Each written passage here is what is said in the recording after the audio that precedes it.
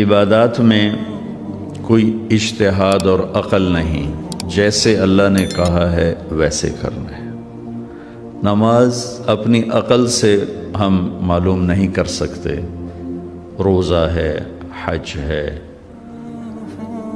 عبادات میں جیسے آسمان والے نے بتایا اور جیسے جناب رسول اللہ صلی اللہ علیہ وسلم نے کر کے دکھلایا، بس ہم نے وہ کرنا ہے۔ باقی چیزوں میں معاملات ہیں، زندگی کی باقی ضروریات ہیں، اس میں زمانے کے لحاظ سے سوچ بچار بھی ہے، تبدیلی بھی ہے، اجتہاد بھی ہے۔ ان عبادت اسے کہتے ہیں جس میں بس جو اللہ نے کہا، جو اس کے نبی نے فرمایا، کر کے دکھایا، ویسے کرنا ہے۔ آدم علیہ السلام سے عبادات کا سلسلہ شروع ہوا ہے۔ نماز بھی تھی، روزہ بھی تھا، حج بھی ہے، زکوٰۃ بھی ہے۔ تو اللہ تعالیٰ نے حج کو فرض قرار دیا، لیکن اس کا فرض ہونا جیسے بیان کیا ہے وہ سب سے جدا ہے۔ نماز کو فرض قرار دیا، ان الصلاۃ کانت علی المؤمنین کتابا موقوتا، ایمان والوں پر نماز فرض ہو گئی۔ اس میں کہیں اللہ کا نام نہیں آیا، فرض اللہ ہی نے کیا ہے۔ اقیموا الصلاۃ وآتوا الزکاۃ، نماز قائم کرو، فرض ہے۔ زکوٰۃ ادا کرو، مال والوں پر زکوٰۃ فرض ہے۔ کتب علیکم الصیام، تم پر روزہ فرض ہے۔ نماز کو فرض کیا، ان الصلاۃ کانت علی المؤمنین کتابا موقوتا، اس آیت میں اللہ کا نام نہیں۔ کتب علیکم الصیام، روزے تم پر فرض کیے گئے، کرنے والا اللہ ہے۔ نماز تم پر فرض ہوئی، اللہ نے کی۔ آتوا الزکاۃ، زکوٰۃ دو، اللہ نے حکم دیا۔ لیکن جب اللہ نے حج کو فرض کیا تو سب سے الگ عبارت استعمال فرمائی۔ وللہ، ایک تو وللہ، سب سے پہلے نام ہی اپنا شروع کیا، وللہ۔ کتب علیکم الصیام، وللہ۔ ان الصلاۃ، وللہ۔ اقیموا الصلاۃ اور وللہ۔ آتوا الزکاۃ، وللہ۔ میں نے تقابل کر کے آپ کو بتایا تاکہ آپ کے سامنے ہو کہ دونوں میں فرق ہے بہت بڑا۔ ایک فریضہ ہم پر اللہ تعالیٰ لاگو کرنے والا ہے اور نام ہی اپنا شروع کیا، وللہ۔ پہلا نام ہی اللہ کا ہے کہ یہ سب کچھ کس لیے ہے، کہ بھئی اللہ کے لیے ہے۔ ایک دوسرا مطلب کیا ہے، وللہ۔ آپ سب سے پوچھیں گے، آپ بھی بتائیں گے حج کرنے جا رہے ہیں، حج کرنے جا رہے ہیں، لیکن وللہ اللہ کے لفظ سے شروع ہونے میں ایک اشارہ ہے کہ آپ لوگوں سے یوں کہو ہم اللہ کی ملاقات کے لیے جا رہے ہیں۔ اللہ نے بلایا ہے تو ہم ملاقات کے لیے، وللہ، اللہ کے لیے جا رہے ہیں۔ دو، تیسرا، حج مشقت کا سفر ہے، چاہے آپ کو یہ کتنی سہولتیں دیں، حج مشقت کا سفر۔ تو وللہ ہے، وللہ میں تیسرا مطلب یہ کہ میرے بندے بندیوں، جب مشقت آئے نا، محبت کا راستہ یوں ہی طے ہوتا ہے، یہ مشقتوں سے طے ہوتا ہے، تو یوں سمجھنا یہ اللہ کی ملاقات کی مشقت ہے، اور کیا چاہیے۔ ضرورت مند کسی بڑے صاحب سے ملنے کے لیے گھنٹوں دروازے پر بیٹھے رہتے ہیں، کوئی شکوہ نہیں کرتا۔ آج ملاقات نہیں ہوگی، اچھا جی کل آ جاؤں، کل دا ٹائم دے دو۔ کل بھی گئے جی صاحب جی میٹنگ ہے چینج، تسی پرسوں آ گیا جی۔ یہ بڑے تاجر، ان کو روز کے تجربے ہیں، ان کے کام جہاں پھنستے ہیں وہاں یہ گھنٹوں بیٹھے رہتے۔ تو حج میں بھی رکاوٹیں آتی ہیں۔ ویسے تو حج اپنی ذات میں ہی مشکل عمل ہے، مشقت والا ہے، اور اب رش کی وجہ سے اور مشقت بڑھ جاتی۔ وہ جو چند دن ہیں حج کے، باقی تو اب سہولت اللہ کا فضل، اب مدینے میں بھی آپ اچھی رہائش ہوگی آپ کی، مکہ میں بھی۔ حج کے 5 دن मशक्क़त से भरपूर होते हैं। तो वलिल्लाह है कि मेरे बंदे बंदियों पे अपने वो ग्रुप वालों को गालियाँ ना देना, बल्कि मेरे उस वहाँ बैठ के दुआएं मांगना कि अल्लाह तेरी मुलाकात को आए थे, ये मशक्क़त है, अपनी दुआएं मांगना शुरू कर दें कि वो घड़ी कबूलियत की होती कि तुम अल्लाह के लिए मशक्क़त उठा रहे हो, अल्लाह की रहमत तुम पर मुतवज्जह होती। वलिल्लाहि अलन्नासि हिज्जुल बैति मन इस्तताअ इलैहि सबीला व मन कफर फ़इन्नल्लाहा गनियुन अनिल आलमीन। अजब तरीके से अल्लाह ने हज को फ़र्ज़ किया है। वलिल्लाहि, कहाँ जा रहे हो? अल्लाह की मुलाकात। हज किस लिए है? अल्लाह के लिए है। मशक्क़त किस लिए है? अल्लाह के लिए है। तो अपनी नाम से शुरू करके इस अमल की अज़मत को अर्शों तक पहुँचा दी। फिर आगे कहा अलन्नास, अलल मोमिनीन नहीं कहा अलन्नास, हालांकि अलल मोमिनीन है और अलल मोमिनीन में भी सिर्फ मालदार हैं और मालदारों में भी सिर्फ सेहतमंद हैं, न बीमार मतलूब हैं न गरीब मतलूब हैं। और मालदार हो के भी अगर तकलीफ़ आ गई है तो वो भी मतलूब नहीं है, लेकिन अल्लाह ताला ने बजाय अलल मोमिन वलिल्लाहि अलल मोमिनीन की बजाय वलिल्लाहि अलन्नास, इस अलन्नास से सारे लोग मुराद नहीं, ईमान वाले मुराद हैं। ईमान वालों में जो माली ताकत रखते हैं वो मुराद हैं, और जो सेहतमंद हैं, जाने की ताकत रखते हैं, वो मुराद हैं। लेकिन अल्लाह ताला ने वलिल्लाह से उसको इतना खूबसूरत करके पेश किया है कि गोया पूरी दुनिया के इंसानों के अंदर तलब पैदा हो गई कि यार अल्लाह से मिलें, अल्लाह से मुलाकात करें।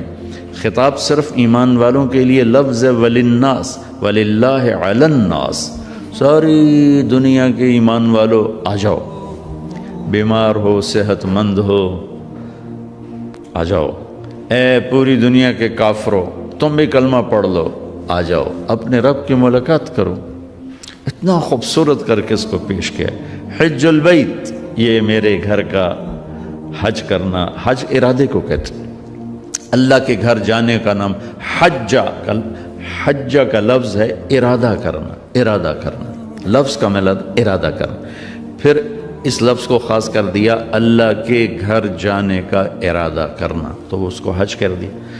तो ये इतनी खूबसूरत चीज़ है कि अल्लाह ने पूरी एक तो आयत को बहुत खूबसूरत तरीके से शुरू किया, फिर पूरी दुनिया को मुखातब किया कि आ जाओ ईमान वाले, आ जाओ, मर्द औरत बूढ़े जवान भी आ जाओ, गैर मुस्लिम कलमा पढ़ के आ जाओ।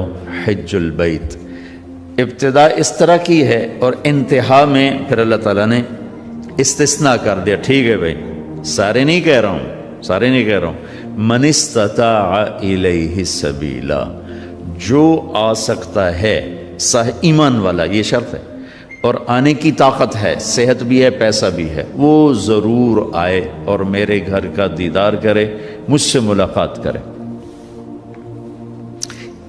आयत का शुरू इतना खूबसूरत है और इतनी अल्लाह की तरफ से इतना मुतालबा किया गया है कि ये शक पड़ सकता था कि शायद अल्लाह ने साड़ी लोड़ पैगी। ये शक पड़ सकता था कि शायद अल्लाह को ज़रूरत पड़ेगी, भाई घर वे लोग है कोई आवे। तो आगे अल्लाह ने कहा वमन कफ़रा फ़इन्नल्लाह लग़नियुन अनिल आलमीन। यहाँ कफ़रा से मुराद कुफ़र नहीं है। वमन कफ़रा, जो ना आए यानी पैसा भी है, सेहत भी है, सफ़र भी आसान है, फिर भी नहीं आता है, तो तुम्हारे रब को सिर्फ तुम्हारी नहीं, आलमीन में से किसी की भी कोई परवाह नहीं है। इस आयत से पिछले मज़मून को साफ किया कि मैं तुम्हें मोहब्बत की वजह से बुला रहा हूँ, कोई ज़रूरत की वजह से नहीं बुला रहा। मेरी मोहब्बत है, आओ मेरे घर आओ। और इब्राहीम अलैहिस्सलाम जैसी हस्ती को मेज़बान करके खड़ा किया हुआ, आयत मुझे हमेशा हैरान कर देती है कि अल्लाह ने कहा अज़्ज़िन फ़िन्नास बिलहज। इब्राहीम ऐलान कर लोगों को कह के आएँ। پھر کہا یاتوک رجالا وعلی کل ضامر یاتین من کل فج عمیق۔ قیامت تک کے لیے اللہ تعالیٰ نے ابراہیم علیہ السلام کو حج کرنے والوں کا میزبان بنا دیا ہے کہ تو میزبان ہوگا، یا تو کا تیرے پاس آئیں گے، تم میری طرف سے میزبان، جیسے صدر کو ملنے جاؤ تو جاتی ملاقات نہیں ہوتی، پہلے اس کے پرنسپل سیکرٹری سے ملاقات ہوتی ہے، پھر وہ آپ کو بٹھاتا ہے، پھر وہ ارینج کرتا ہے، پھر آپ کو لے کے جاتا ہے۔ تو اللہ تعالیٰ نے جد الانبیاء 4000 نبیوں کے باپ 4000 نبیوں کے باپ ابراہیم علیہ السلام سے کہا تو اعلان کر کہ لوگ میرے گھر آئیں، یا تو میرا پرنسپل سیکرٹری بن کے ان کا استقبال کرے گا، اور طاہر بیت للطائفین والعاکفین والرکع السجود، اور تو اور تیرا بیٹا اسماعیل دونوں مل کر میرے معزز مہمان آ رہے ہیں، میرے گھر کو صاف کرنا۔ عام لوگ تو روز ہی ملنے جلنے آتے رہتے ہیں تو ہم کوئی خاص خیال نہیں کرتے، جب کوئی خاص مہمان آنے والا ہوتا ہے تو سارے گھر کی صفائی ہو رہی ہوتی ہے، ہر چیز کی جھاڑ پھونک ہو رہی ہوتی ہے کہ بھائی آ رہے ہیں جناب آ رہے ہیں۔ جب کوئی خاص مہمان آنے والا ہوتا ہے تو ڈیکوریشن کی جاتی ہے، جیسے آپ لوگ آ رہے تھے تو آپ کے لیے ہوٹل والوں نے ڈیکوریشن کی ہے۔ تو میرا اللہ کہہ رہا ہے کہ ابراہیم اسماعیل میرے بڑے خاص مہمان آ رہے ہیں، جو اللہ کے گھر جا رہا ہے اللہ کا خاص مہمان، میرے بڑے خاص مہمان آ رہے ہیں۔ تم دونوں باپ بیٹا، اسماعیل محمد مصطفیٰ صلی اللہ علیہ وسلم کے دادا، اور ابراہیم ادھر بھی دادا اور ادھر 4000 نبیوں کے دادا، دو باپ بیٹے عظیم ترین نبیوں رسولوں کو اللہ نے کہا میرے مہمان آ رہے ہیں، گھر صاف کرو، گھر صاف کرو۔ وَلِلَّهِ عَلَى النَّاسِ حِجُّ الْبَيْتِ مَنِ اسْتَطَاعَ إِلَيْهِ سَبِيلًا۔ بہت خوبصورت آیت ہے حج کو فرض کرنے کے لیے، اور بہت خوبصورت آیت ہے حج کی تھکاوٹ کا علاج۔ یہ آیت ذہن میں ہوگی تو اب لوگ یہ ٹور والوں کو گالیاں نہیں دو گے، اللہ سے باتیں کرو گے کہ جب اللہ کی نسبت پر آدمی تھکتا ہے تو محبت بڑھتی ہے، دعا کی طاقت بڑھتی ہے،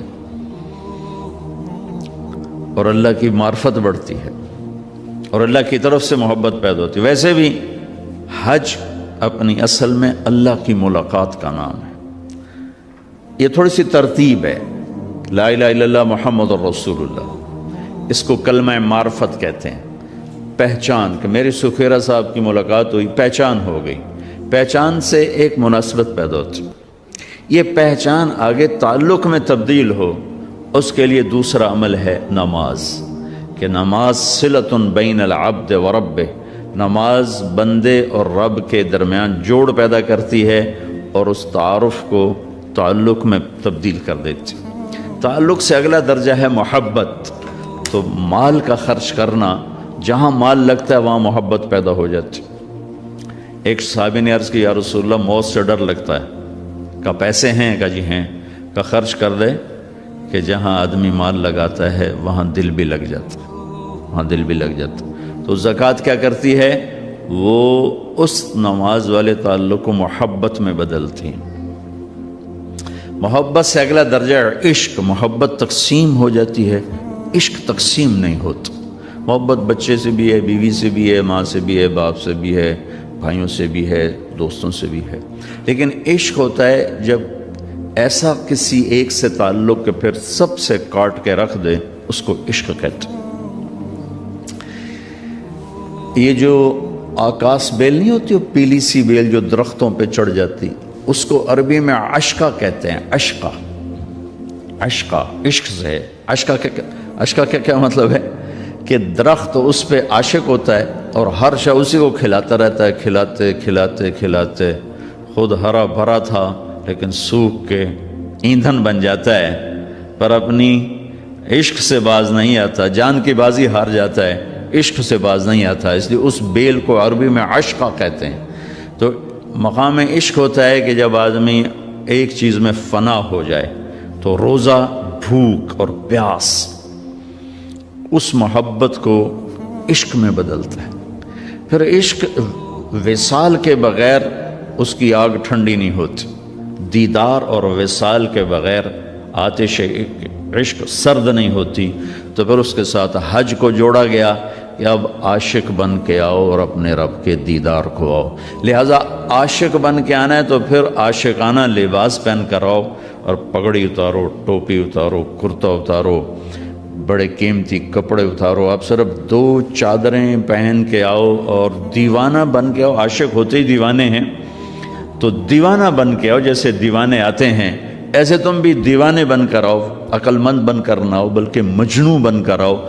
ساری مسجدوں میں کہا آہستہ بات کرو، اللہ سے زور سے مت بولو، ادعوا ربکم تضرعا وخفیہ، آہستہ آہستہ اللہ سے باتیں کرو، لیکن جب اللہ کے گھر کے قریب پہنچو تو چیخو لبیک اللہم لبیک، چیخ پکار کے۔ الحج والفج، میرے نبی نے فرمایا بہترین حج کیا ہے؟ زور سے لبیک کہنا اور خون بہانا، قربانی کرنا۔ تو سارا دیوانوں والا نقشہ قائم کروایا، سارا دیوانوں کا۔ خوشبو نہیں لگا سکتے، بیوی سے کوئی محبت کا بول نہیں بول سکتے، کنگھی نہیں کر سکتے، نہاتے ہوئے صابن نہیں لگا سکتے، ناخن نہیں کاٹ سکتے، سر کے بال نہیں کاٹ سکتے، سر میں جوئیں پڑ جائیں جوئیں نہیں مار سکتے۔ ہمیں تو اب مسئلہ نہیں ہے نا کہ ہم تو 4 گھنٹے میں پہنچ جاتے ہیں، وہ جو احرام باندھ کے چلتے تھے 2 ہفتے میں پہنچتے تھے، تو ان کے سر میں ان کے لمبے لمبے بال رکھے جاتے تھے، اس زمانے میں جوئیں پڑ جاتی ہیں کہ جوؤں کو نہیں مار سکتے، کھٹمل چڑھ جائے نہیں مار سکتے، کس لیے کہ بس دیوانے بن کر آؤ اور چیختے چلاتے ہوئے لبیک اللہم لبیک۔ لبیک کا مطلب یہ ہے کہ یا اللہ ساری زندگی بغاوت کی، آج صلح کرنے آیا ہوں، یہ ہے لبیک کا مطلب، کہ پہلے اپنی مان کے چلتا تھا، اب تیری ماننے آیا ہوں۔ ساری زندگی اپنے نفس کی غلامی کی، شیطان کی غلامی کی، لبیک اللہم لبیک، میں حاضر ہو گیا ہوں، اب تیری میری صلح ہے، میرے پچھلے معاف کر دو۔ اس لیے میرے نبی نے کہا کہ آدمی جب حج کرتا ہے تو پھر وہ یوں نکلتا ہے باہر جیسے ماں کے پیٹ سے آج نکلا۔ حج کی رعایت کرتے ہوئے جو حج کر لیتا ہے تو سفر مبارک ہے، تھوڑی مشقت کا سفر ہے۔ اللہ کے اس فرمان کو، میری اس بات کو یاد رکھ، وَلِلَّهِ عَلَى النَّاسِ حِجُّ الْبَيْتِ مَنِ اسْتَطَاعَ إِلَيْهِ السَّبِيلَ، اللہ کی ملاقات ہے، اللہ بلا رہے ہیں۔ اب اس کے ساتھ چند ایک باتیں ہیں وضاحت کرنے کی۔ ہمارے ماحول میں ایک بات چلتی ہے کہ ہر سال حج کرتے ہیں، پیسہ ضائع کرتے ہیں، یہ پیسہ غریبوں کو دے دیں، کسی کی شادی کرا دیں۔ اللہ کے نبی نے تو ایک ہی حج کیا تھا، اس حد تک تو یہ بات ٹھیک ہے، اللہ کے نبی نے ایک ہی حج کیا تھا، لیکن کیا ہر سال حج کرنا ناپسندیدہ چیز ہے؟ اللہ کے گھر جانا ناپسندیدہ چیز ہے؟ تو اللہ کے محبوب صلی اللہ تعالی علیہ وسلم نے اعلان نبوت سے پہلے ہر سال حج فرمایا، چونکہ مکے کا کوئی انسان ایسا نہیں تھا جو حج نہ کرتا ہو، اور خاص طور پر قریشی ہو، مکے میں ہو، یہ ناممکن تھا کہ وہ حج نہ کرے۔ ہاں کہیں سفر میں گیا ہوا تو الگ بات ہے۔ تو اعلان نبوت سے پہلے کوئی سال خالی نہیں جس میں آپ نے حج نہ کیا ہو، اور اعلان نبوت کے بعد کوئی سال خالی نہیں جس میں آپ نے حج نہ کیا ہو۔ اگر یہ حج وہ شریعت والا حج نہیں ہے، لیکن سنت ابراہیمی میں جو حج چلا آ رہا تھا اس میں بہت سی خرافات تھیں، ہمارے نبی وہ خرافات سے پاک تھے، آپ نے ہر سال حج فرمایا، ہر سال۔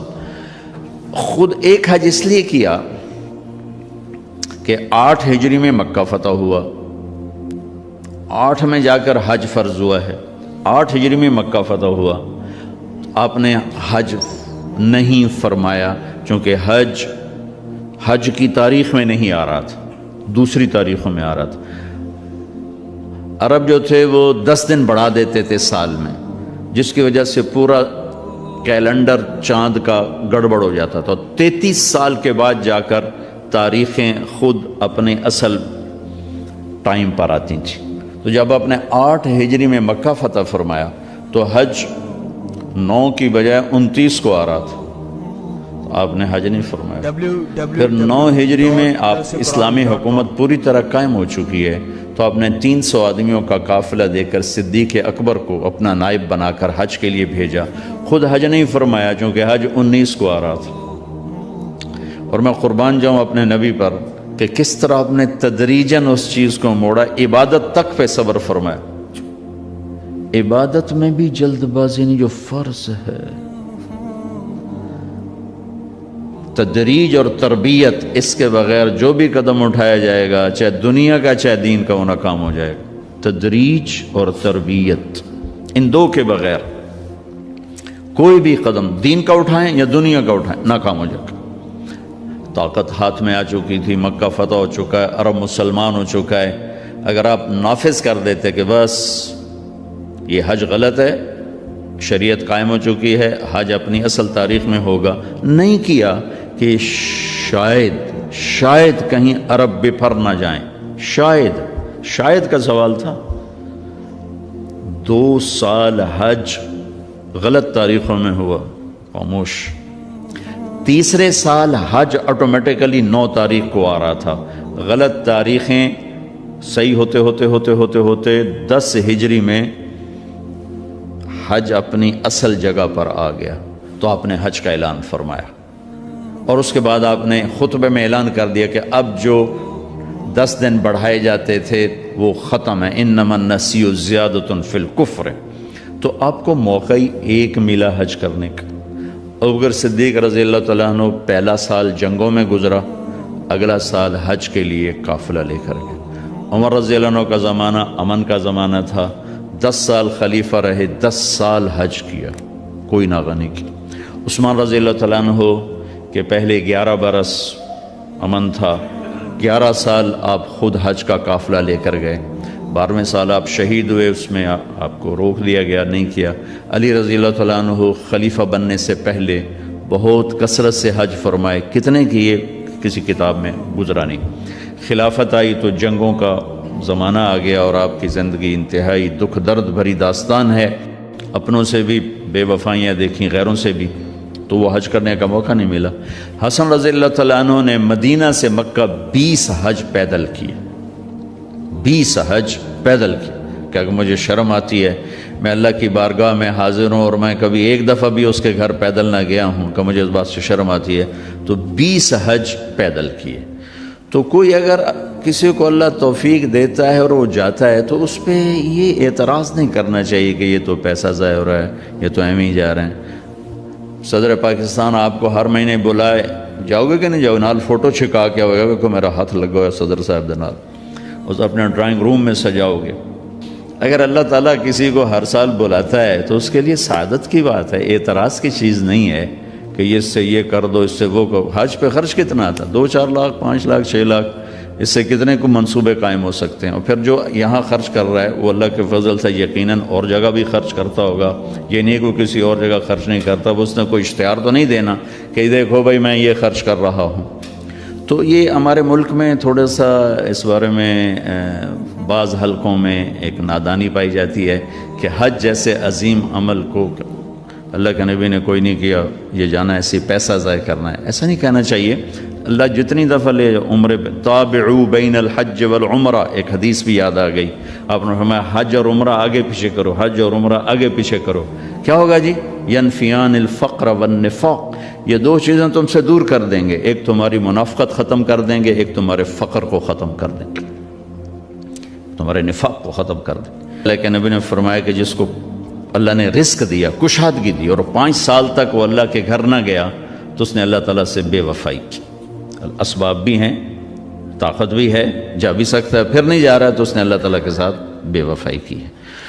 تو یہ اللہ کی توفیق ہے، جس کو اللہ بلائے تو اسے ضرور جانا چاہیے. اور پھر اپنے غریبوں پر بھی خرچ کرے، ناداروں پر بھی خرچ کرے، سب پر خرچ کرے. لیکن اس کو اس کے ساتھ جوڑ بٹھانا یہ بہت نادانی کی بات ہے. اللہ کے گھر کی حاضری نبیوں کی تمنا، ہر نبی نے اللہ کے گھر کا دیدار کیا. آدم علیہ السلام نے سینکڑوں حج کیے. بیت اللہ ہندوستان سے چلتے تھے اور بیت اللہ تک پیدل جاتے تھے اور جا کر اپنے حج فرمائے، یہاں تک کہ وہیں ان کا انتقال ہوا، وہیں کہیں ان کی قبر ہے، حرم کی حدود کے اندر ہی کہیں قبر ہے. اماں کی بھی وہیں اور آدم علیہ السلام کی بھی وہیں قبر ہے بعض اقوال کے مطابق. تو جس کو اللہ لے جائے وہ اسے اپنی سعادت سمجھے، اسے اپنی خوشبختی سمجھے۔ پھر حج کو اس کے ساتھ نہیں جوڑنا چاہیے کہ جو حج کر کے ہم دن تے چھریاں ہور وڈیاں کر لیں دن، تو باقیوں کے ہاتھ میں کون سے چھوٹی چھری، سارے بازار میں بڑے کاپے لے کے لوگ بیٹھے ہیں۔ جس نے حج کیا اس میں کوئی شک نہیں کہ حج کرنے والا حج نہ کرنے والا جب دکان پہ ہوتے ہیں تو دونوں کے پاس دوری دھار کا خنجر ہوتا ہے، اللہ سے ڈرتا ہے اور اپنی تجارت کو اپنی آخرت کا سبب بناتا ہے۔ ورنہ مجھے یہ دکھ درد اور گلہ ہے، اس میں حج کا کوئی مسئلہ نہیں، اس میں انسان بگڑا ہوا ہے۔ یا تو حج نہ کرنے والے سارے بہت بڑے دیانتدار ہوتے، ترازو ٹھیک ہوتے تو پھر کو حج کو گلہ دیتا، لیکن یہاں تو حج کرنے والا غیر حج کرنے والا، میرا سارا بازار ہی جھوٹ پہ چلا گیا ہے، بددیانتی پہ ہے، انتہا درجے کے ظلم و ستم پر ہے۔ تو اس میں نماز کو دوش دینا یا حج کو دوش دینا، دیکھو جی نماز پڑھ کے یہ کر رہے ہیں، داڑھی رکھ کے یہ کر رہے ہیں، حج کر کے یہ کر رہے ہیں، تو اگر کوئی آدمی حج نہیں کیا ہوا تو اس کے لیے بھی تو بددیانتی اجازت تو نہیں۔ کوئی شیو کراتا ہے تو اس کے لیے جھوٹ بولنا جائز تو نہیں ہوگا۔ ایک میرے دوست نے شیو کرا دی، میں نے کہا شیو کیوں کرائی؟ کہا جی سارا دن جھوٹ بولنا پڑتا تھا۔ تو میں نے کہا اب تو 2 گناہ ہو گئے، پہلے 1 کرتے تھے اب 2 ہو گئے۔ وہ لگے بندے 1 سے تو معافی ملی ہوئی تھی، اب 2 اکٹھے کر لی۔ اور جھوٹ بولنے کا تعلق داڑھی سے تھوڑا ہی ہے، بھائی داڑھی ہے تو سچ بولو، داڑھی نہیں تو جھوٹ بولو۔ اس کا تعلق تو کلمے سے ہے، کلمہ پڑھنے کے بعد جھوٹ بولتے ہوئے شرم آنی چاہیے۔ ایک آدمی کہتا ہے جی داڑھی رکھ کے گناہ کریں تو بڑے شرم کی بات ہے۔ میں کہتا ہوں کلمہ پڑھ کے گناہ کرو تو شرم کی بات ہے۔ گناہ اور ثواب، جزا اور سزا، حلال اور حرام کا تعلق پگڑی سے نہیں، نماز سے نہیں، روزے سے نہیں، حج سے نہیں، داڑھی سے نہیں، کلمے سے ہے۔ کلمہ ایک ایگریمنٹ ہے کہ یا اللہ تیری مان کے چلوں گا، تیرے نبی کے طریقوں پر چلوں گا۔ پھر میں انسان ہوں، کوئی خطا وطا ہو جائے تو معافی مانگوں گا، استغفار کروں گا۔ تو کسی کی برائی کی وجہ سے اس کی نیکی کو نہیں اچھالنا چاہیے۔ لو جی انہاں حجاں دا کی فائدہ، انہاں نمازاں دا کی فائدہ۔ میرا اللہ کہتا ہے فَمَن يَعْمَلْ مِثْقَالَ ذَرَّةٍ خَيْرًا يَرَهُ وَمَن يَعْمَلْ مِثْقَالَ ذَرَّةٍ شَرًّا يَرَهُ۔ میرے بندو ایک رائی کے برابر اچھائی کرو گے میں اس کی جزا دے دوں گا، برائی کرو گے میں اس کی سزا دے دوں گا، اور سزا میں کہتا ہے پھر جس کو چاہے معاف کر دوں۔ لیکن تمہاری نیکی ان اللہ لا یضیع اجر المحسنین، تمہاری نیکی میں ضائع نہیں کروں گا۔ ہاں بعض گناہ ایسے ہیں جو نیکیاں اڑا کے لے جاتے ہیں، کوئی شک نہیں۔ ظلم ایک ایسا گناہ ہے جو نیکیاں اڑا کے لے جاتا ہے، اور بہت سے ایسے گناہ ہیں جو نیکیاں اڑا کے لے جاتے ہیں۔ حرام کا لقمہ ایک ایسا گناہ ہے جو نیکیاں اڑا کے لے جاتا ہے، لیکن اتنا پھر بھی ضرور ہوتا ہے کہ عمل نہ کرنے کی جو پکڑ تھی وہ نہیں ہو۔ ایک آدمی نے ساری زندگی سود کھایا لیکن نماز نہیں چھوڑی، تو اس کو نماز نہ پڑھنے کا عذاب کبھی نہیں ہوگا۔ نماز پر جو کچھ ملنے والا ہے وہ تو نہیں ملے گا، لیکن نماز نہ پڑھنے کی پکڑ نہیں ہوگی۔ حج کیا حرام پیسے سے کیا، اللہ کے نبی نے کہا ہے اس کا اللہ آسمان سے کہتا لا لبیک ولا سعدیک، لیکن حج نہ کرنے کا عذاب نہیں ہوگا، حج نہ کرنے کا عذاب نہیں ہوگا۔ حرام پیسے سے روزہ رکھا اور افطار کیا، روزے کی حاضری لگ گئی، اجر نہیں ملے گا، حاضری لگ گئی، نماز کی حاضری لگ گئی، حج کی حاضری لگ گئی، یہ اللہ کی شان کریمی ہے۔ اور پھر پتہ نہیں یہ کب توبہ کر رہے ہو سارا معاف ہو جائے اور میں اعتراض کر کر اللہ کی نظروں سے گر جاؤں۔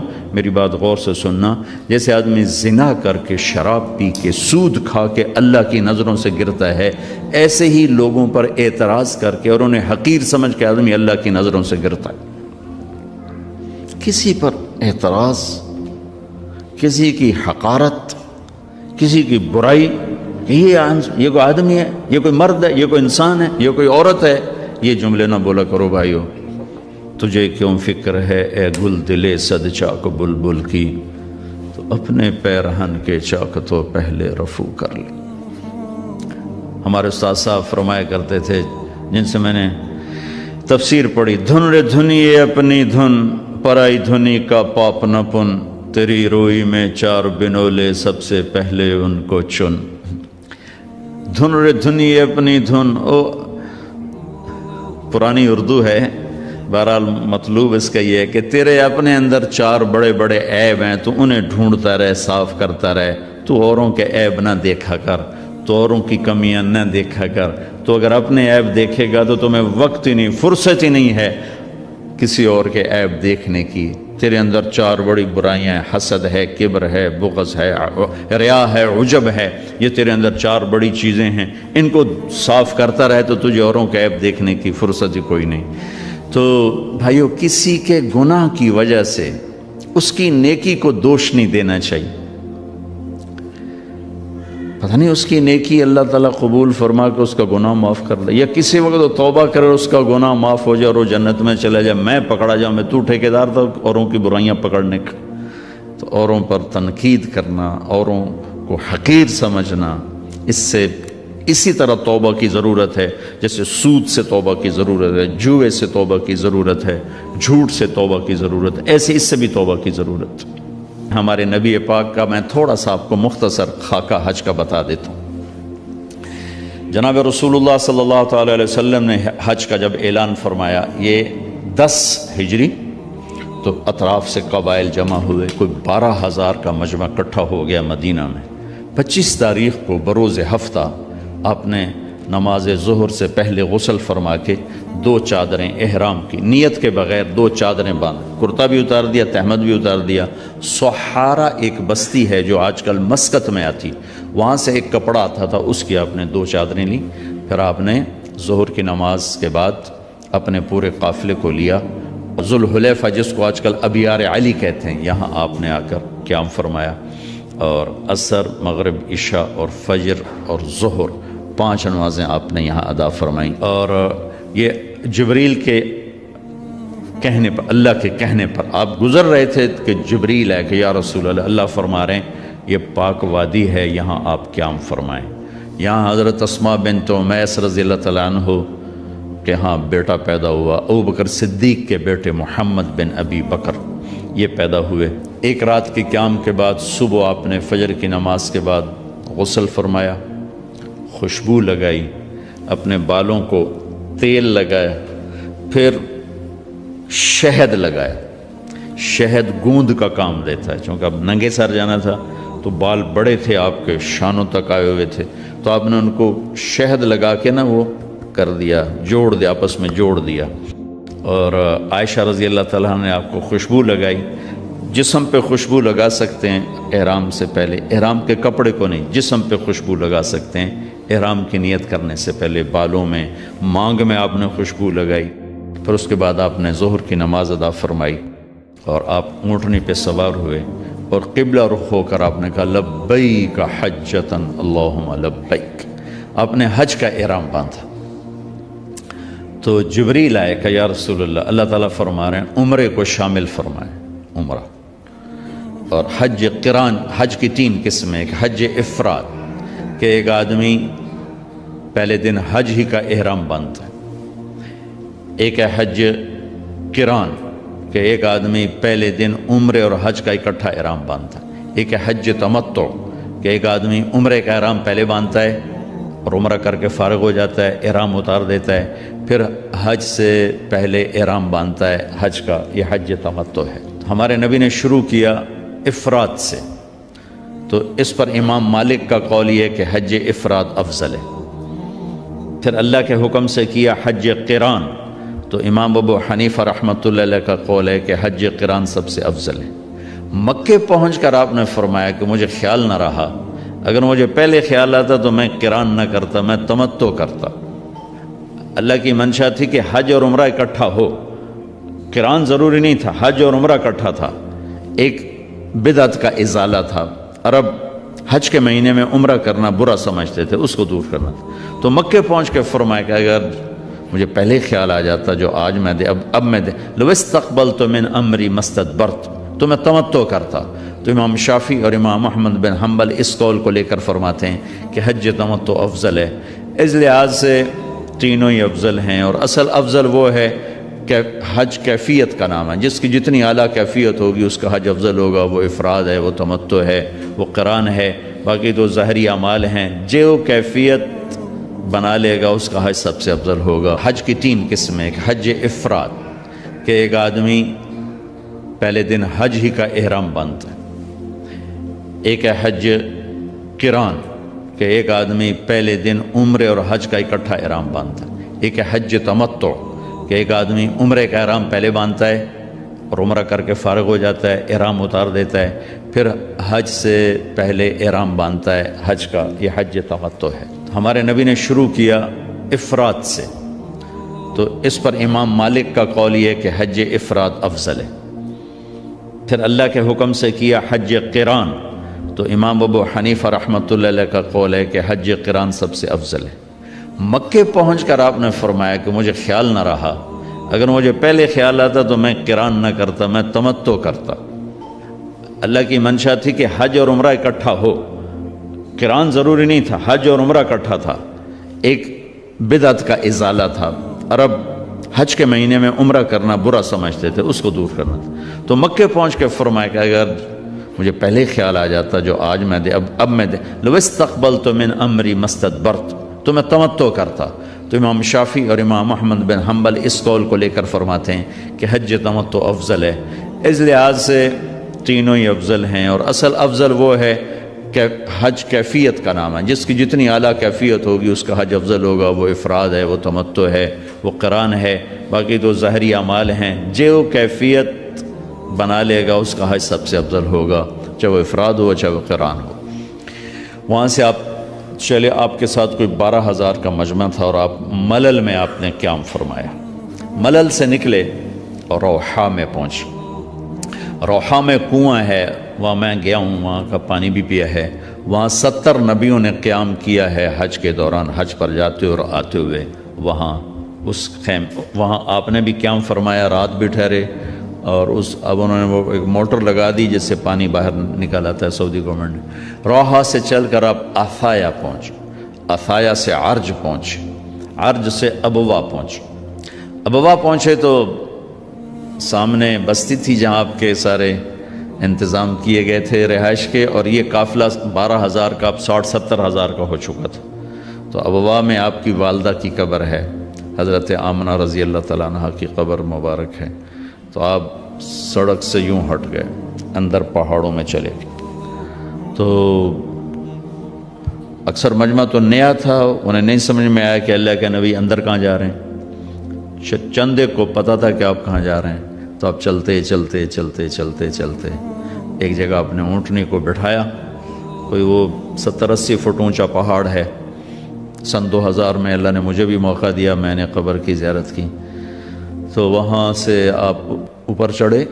یہ اپریل کا مہینہ تھا، اور ماں کی قبر کے سرانے تشریف لائے، اور یوں آپ نے گھٹنے اٹھائے اور ہاتھ یہاں رکھے اور سر یہاں دیا۔ یہ پوزیشن بنائی جیسے چھوٹے بچے بناتے، اور پھر جوں سرہانے بیٹھ کے رونا شروع کیا۔ گھنٹوں گزر گئے، اٹھنے کا نام نہیں لیا۔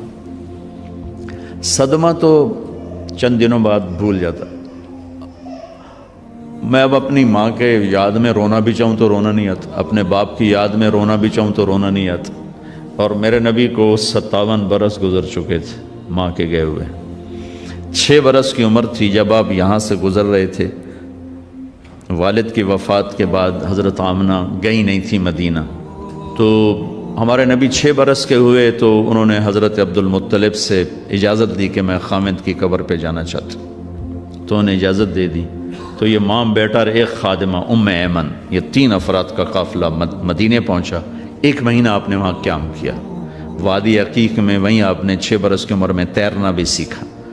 وہاں سے یہ واپس آ رہے ہیں، ابوا کے قریب پہنچے ہیں۔ ابوا بستی وہاں سے 10 میل دور ہے میرے خیال کے مطابق، جو میں نے کیلکولیٹ کیا۔ تو وہاں اچانک موت کا وار ہوا ہے، جس سے مجھے لگتا ہے جیسے ہارٹ اٹیک ہوا ہوگا، ہارٹ اٹیک ہوا، اچانک موت کا وار ہوا۔ اور وہ جیسے اللہ نے کروڑوں اربوں سال پہلی وہ جگہ طے کر رکھی تھی، وہ اوپر پہاڑ، ایسے سارے پہاڑ تو یوں ہیں، لیکن وہ پہاڑ اوپر جا کے ایسے فلیٹ ہے، جیسے چوکور ایک فرش بنا ہوا تھا۔ وہاں یہ دردناک کہانی کا اینڈ ہوا ہے، اور حضرت آمنہ 25 برس کی عمر تھی، وہ بولا نہیں جا رہا تھا اور بار بار ایسے پہلو بدل رہی تھی۔ اس سے مجھے اندازہ ہوتا ہے کہ شاید ہارٹ اٹیک ہوا ہوگا۔ آخری لفظ بولا کہ کل حی میت و کل جدید بال وقد ولدت طہرا۔ وہ جنگل میں 6 سال کے بچے کو چھوڑتے ہوئے مرنا اور 6 سال کے بچے کا جنگل میں ماں کو مرتے دیکھنا، اس خوبصورت ہوٹل میں آپ کیسے جان سکتے ہیں وہ اس جگہ کا درد جو میں نے اپنی آنکھوں سے دیکھا۔ اور میں ہزاروں دفعہ یہ قصہ سنا چکا ہوں، ہر دفعہ میرا آنسو بے قابو ہو جاتا ہے کہ میں وہاں پہنچ جاتا ہوں۔ زندگی سوری سفروں میں گزر گئی،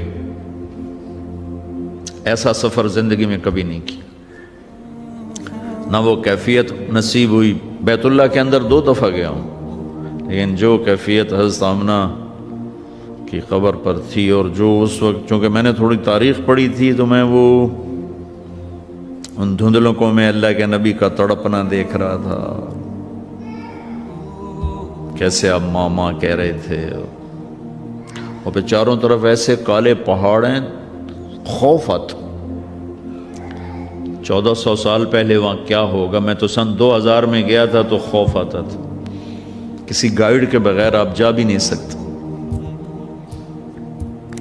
اوہو بیٹا، ہر زندہ نے مرنا ہے اور ہر جوانی نے ڈھلنا ہے۔ مجھے لگتا ہے تیری ماں کا وقت آ چکا ہے، اور میں نے ایک بچہ جنا ہے جو ایک دن سارے عالم کو روشن کرے گا، سارے عالم کو پاک کرے گا۔ جیسے ماتھے کو پڑھ لیا ہو کہ کیا یہ بچہ آگے کیا ہے، کیا ہونے والا ہے، اور جان نکل گیا۔ شاید پتھر جوڑ کے دفن کر دیا، یا کوئی گزرے ہوں گے ان سے مدد لی ہوگی۔ یہ عقدہ آج تک حل نہیں ہوا کہ کس نے وہاں مدد کی ان کو وہاں دفن کرنے میں۔ کوئی راہ گورا گزرے یا کیا ہوا اللہ ہی جانے، کتاب سے کوئی مدد نہیں ملی۔ نیچے اترے تو آپ ہمارے نبی نے پھر دوڑ لگائی اور اوپر چڑھ گئے۔ میرے نبی نے کہا جب تم پہ صدمے آئیں تو میرے صدمے یاد کرنا، تمہارے اپنے غم بڑے ہلکے ہو جائیں گے۔ تو آپ پھر بھاگ کے اوپر چڑھے۔ آپ اس بچے کا تصور کرو جس نے باپ دیکھا نہیں، اور ماں ایک جنگل میں مری ہو، کوئی آسرا سہارا نہیں۔ جب ام ایمن اوپر پہنچی ہیں تو ایک دردناک منظر تھا۔ اللہ کے نبی ماں کی قبر کو چمٹ کر یوں اوپر لیٹے ہوئے، قبر کو پتھروں کو ایسے ہی چمٹے ہوئے تھے۔ ام ایمن قریب آئیں تو آپ سنا، آپ کہہ رہے تھے ماں جی آپ کو تو خبر تھی آپ کے سوا میرا کوئی نہ تھا، آپ مجھے چھوڑ کے کہاں چلی گئی۔ اوہ ہو، ام ایمن نے اٹھانا چاہا، انکار کر دی، کھینچ کے نیچے لائیں، کھینچ کے، اور مکے تک کا راستہ یہ معصوم روتے روتے گزرا، روتے روتے۔ تو وہ 57 سال پرانا درد ابھی زخم بھرا نہیں۔ آپ اس پوزیشن میں بیٹھے اور اتنا روئے کہ سارا رواں آپ کا آنکھ بن کے رو رہا تھا، اور ساری داڑھی آپ کی آنسوں سے تر ہو گئی، اور آپ نے آگے جانے سے انکار کر دیا کہ میں آج رات اپنی ماں کے پاس ٹھہروں گا۔ اللہ اکبر، آگے نہیں گئے، وہیں رات گزاری۔ حالانکہ وہاں تو میں دیکھ کر آیا، وہاں تو 10 آدمیوں کی جگہ نہیں، وہاں 60-70 ہزار آدمی ساتھ، سونے کی تو جگہ ہی کوئی نہیں، لیٹنے کی جگہ ہی کوئی نہیں۔ اپنے رات وہیں گزاری۔ ایک دفعہ اس تمنا کا آپ نے یہاں نہیں، ایک اور موقع کہ اگر میری ماں زندہ ہوتی تو تم لوگ دیکھتے میں اس کی کیسی خدمت کرتا۔ میں عشاء کی نماز کے مصلی پر ہوتا اور میں سورۃ فاتحہ شروع کر چکا تھا، فرض نماز، اور مسجد میں باجماعت نماز، اور میں سورۃ فاتحہ پڑھ رہا ہوتا اور ادھر سے آواز آتی بیٹا محمد، تو میں نماز توڑ کے کہتا لبیک ماں جی، میں حاضر ہوں ماں جی۔ وہ رات آپ نے وہاں گزاری، کیا رات تھی!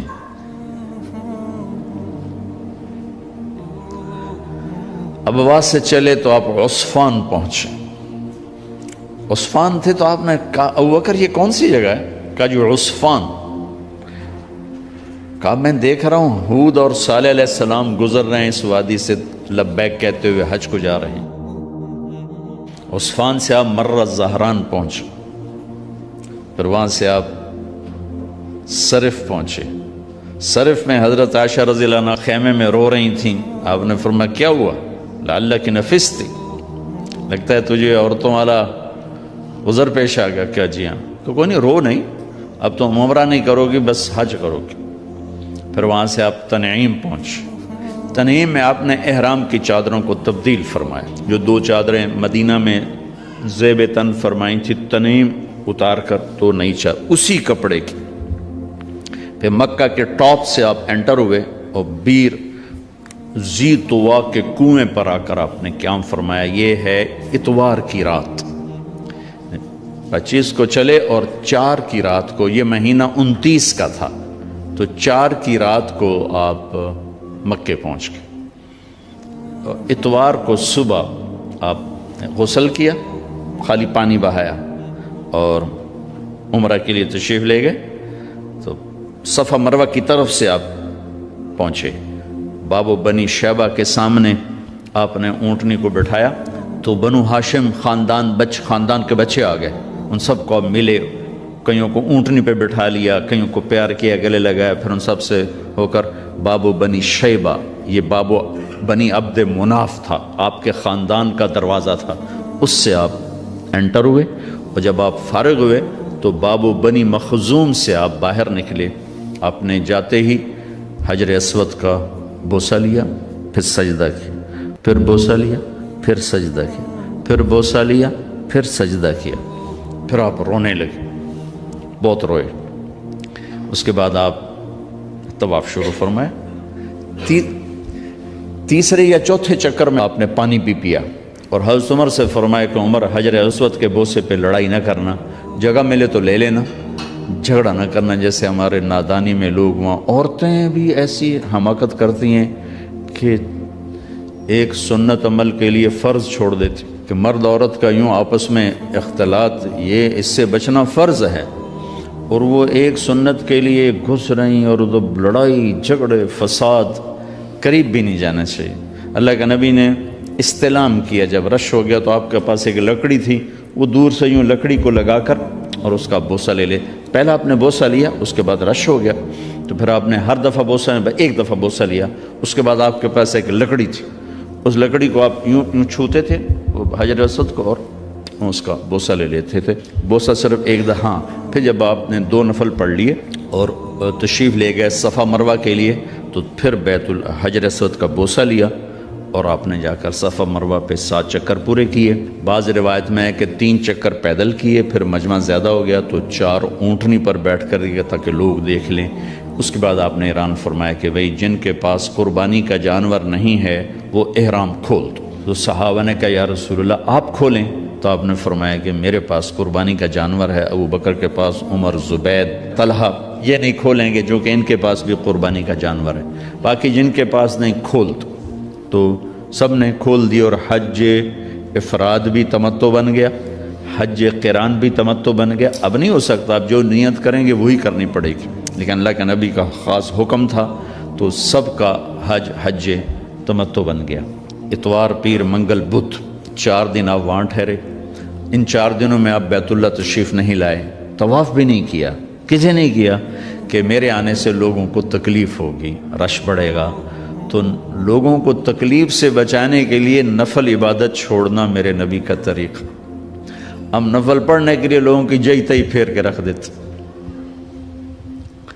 ایک کسی بزرگ سے کسی نے پوچھا کبھی آپ کی تہجد قضا ہوئی؟ کہنے لگے زندگی میں 1 دفعہ ہوئی۔ وہ کیسے ہو گئی؟ کہ میں ایک جگہ مہمان تھا تو تہجد میں اٹھا تو دروازے کے پاس ایک آدمی سویا ہوا تھا، تو دروازے تک جانے کے لیے اسے کراس اس کے اوپر سے گزرے بغیر راستہ کوئی نہیں تھا، تو مجھے خطرہ ہوا میں اس کے اوپر سے گزرا تو اس کی آنکھ کھل جائے گی، تو میں واپس آ کے لیٹ گیا۔ بس زندگی میں ایک دفعہ میری تہجد قضا ہوئی ہے۔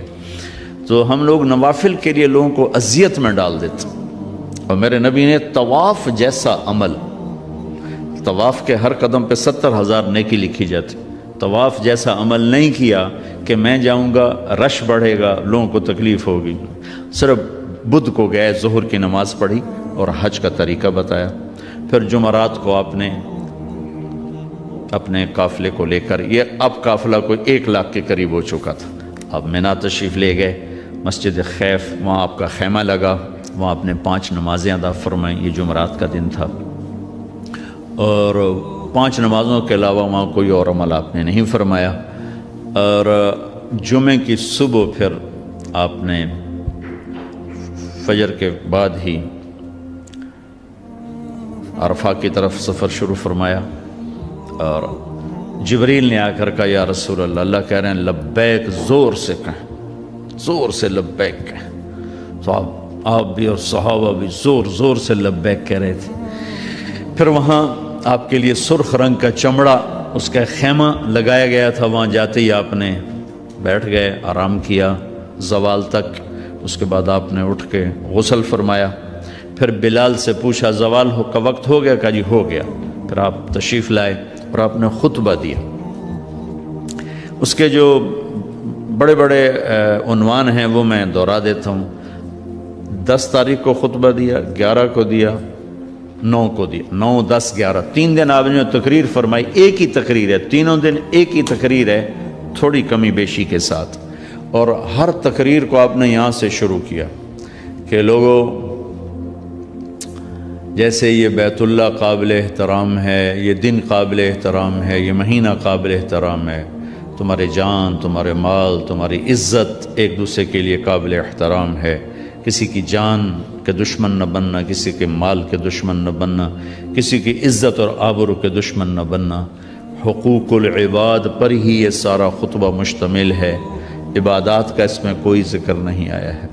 دوسرا ارشاد فرمایا کہ آپس کی لڑائیاں میں نے بند کر دی ہیں، اور سب سے پہلے میں اپنے خاندان کی لڑائی ختم کرتا ہوں۔ آپ کے تایا کے پوتے ربیہ بن ایاس بن حارث بن عبد المطلب کو حذیل نے قتل کیا تھا، فرمایا میں یہ خون معاف کرتا ہوں، آج کے بعد تمہاری جاہلیت کی لڑائیاں میرے پیروں تلے دفن ہوگی۔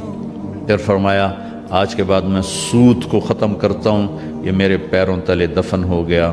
کسی نے نہیں دینا، کسی نے نہیں لینا، تمہارے لیے تمہارا اصل مال ہے، سود میں نے حرام کر دیا ہے، اور سب سے پہلے میں اپنے چچا عباس کا سود ختم کرتا ہوں۔ عباس رضی اللہ عنہ پورا بینک تھے، پورا بینک، ان کا سود اتنا تھا جیسے آج کل کے بینکوں کا سود ہے، اتنا بڑا سود کا نظام تھا۔ یہ میں نے ایک عرب سے سنا ہے، پڑھا نہیں، سنا ہے کہ حضرت عباس نے فرمایا کہ میرے بھتیجے نے میرا سود ختم کیا ہے، میں اصل بھی ختم کرتا ہوں۔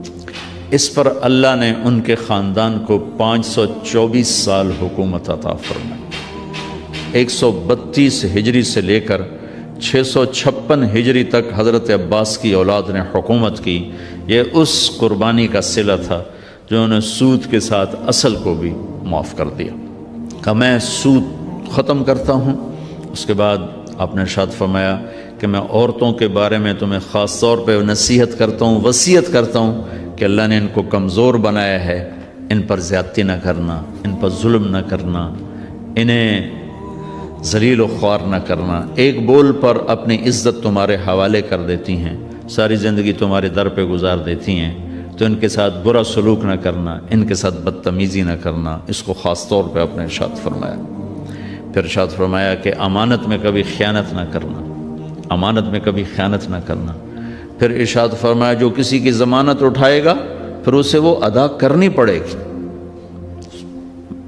سکھیرا صاحب نے میری ضمانت اٹھائی، میں وہ کام نہیں کر سکا تو اب سکھیرا صاحب کے ذمے ہو گیا، ان کو کرنا پڑے گا۔ والزعیم غارم، اور کسی سے کوئی چیز مانگ کے لو تو اسے واپس کرنا ضروری ہے، اسے واپس کرنا ضروری ہے، امانت میں خیانت نہ کرنا۔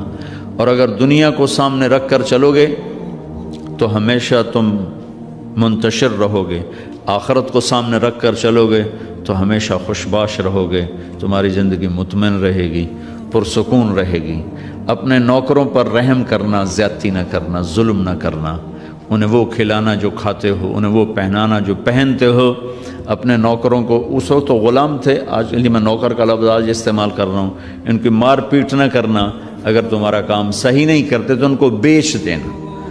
بیچنے کی جگہ میں یوں کہہ دیتا ہوں کہ اگر تمہارا کام صحیح نہیں کرتے تو فارغ کر دو، لیکن گالی دینا، مارنا پیٹنا، شہروں کا تو پتہ نہیں کہ دیہاتوں میں تو ہمارے ذمہ دارہ ماحول میں کھال اتار دیتے ہیں، ذمہ دار جانوروں کا سلوک کرتے ہیں نوکروں کے ساتھ، اور ماں بہن کی گالیاں، اس قدر گالیوں کے طوفان ہیں۔ تو میرے نبی نے کہا یہ ظلم نہ کرنا۔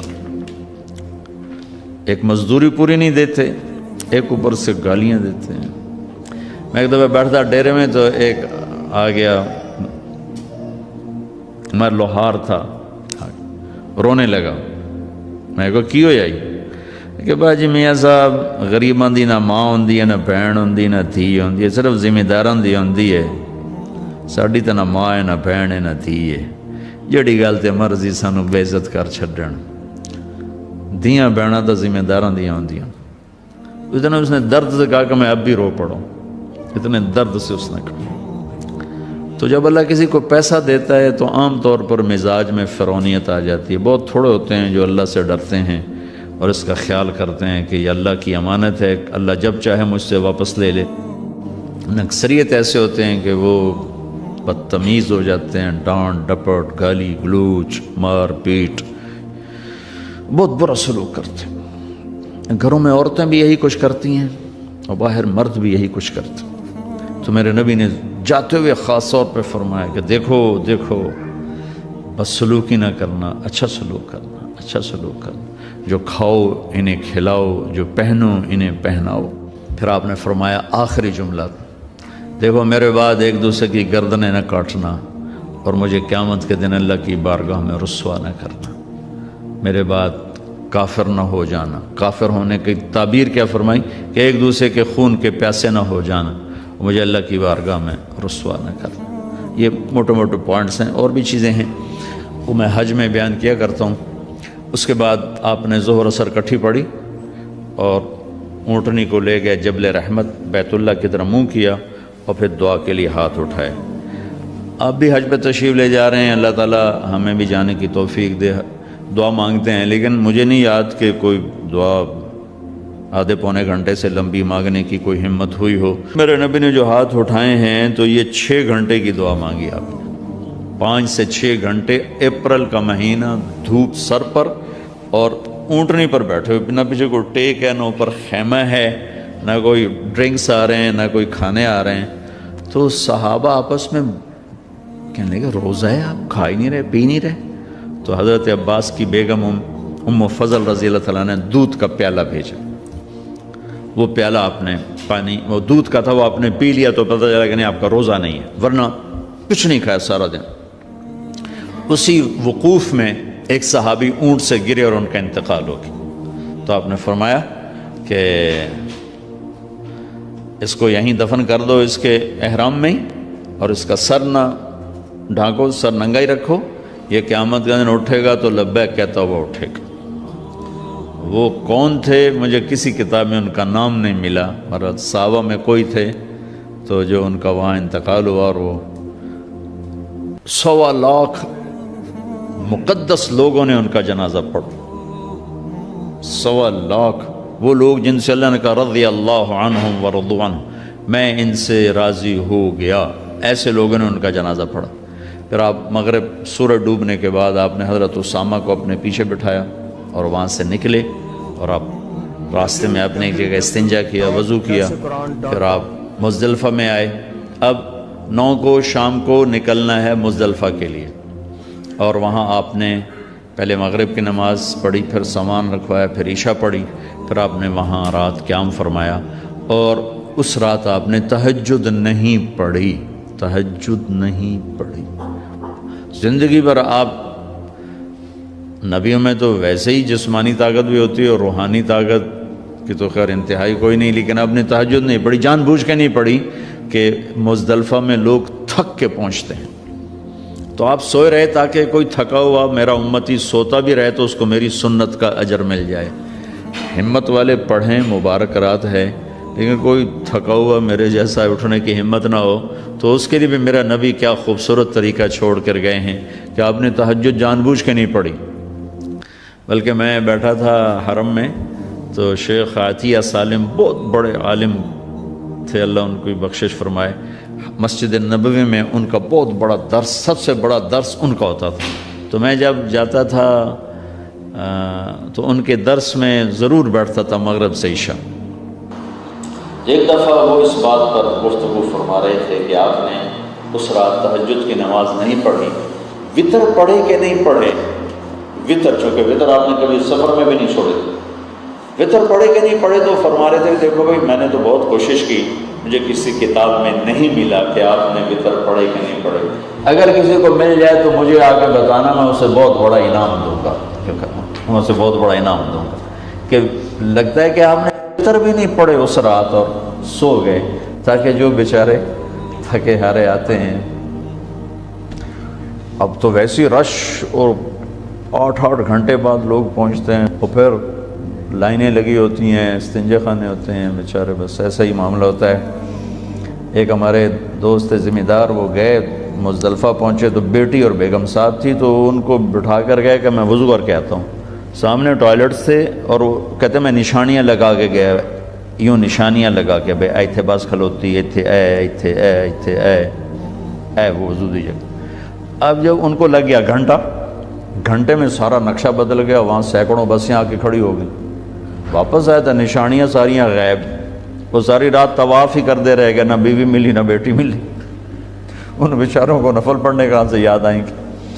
تو میں قربان جاؤں، میرے نبی اپنی امت کو کیسی سہولتیں دے کر گئے، تہجد ہی نہیں پڑھی، حالانکہ آپ کے لیے کیا مشکل تھی، ساری رات پڑھتے رہتے، سو گئے، اذان پہ اٹھے، پھر نماز کے بعد آپ نے دعا مانگی جس کو وقوف مزدلفہ کہتے ہیں، اشراق سے پہلے پھر اشراق کے بعد آپ وہاں سے نکلے اور سیدھے پہنچے بڑے شیطان کے پاس، اونٹنی سے اترے، حضرت اسامہ نے اونٹنی پکڑ لی، حضرت بلال نے اوپر ایسے چادر کر کے سایہ کر دیا تھا، 7 کنکر مارے، اس کے بعد پھر آپ نے 9 تاریخ والی تقریر 10 تاریخ کو دوبارہ اونٹنی پہ بیٹھ کے آپ نے وہ تقریر فرمائی، پھر اس کے بعد آپ اترے اور آپ نے 63 اونٹ ذبح فرمائے اپنی طرف، 63 سال عمر کے تھے، 63 اونٹ، 100 اونٹ ساتھ تھے تو 100 میں سے 63 الگ کیے، 63 میں سے 5 سامنے کھڑے کیے، ان میں سے 1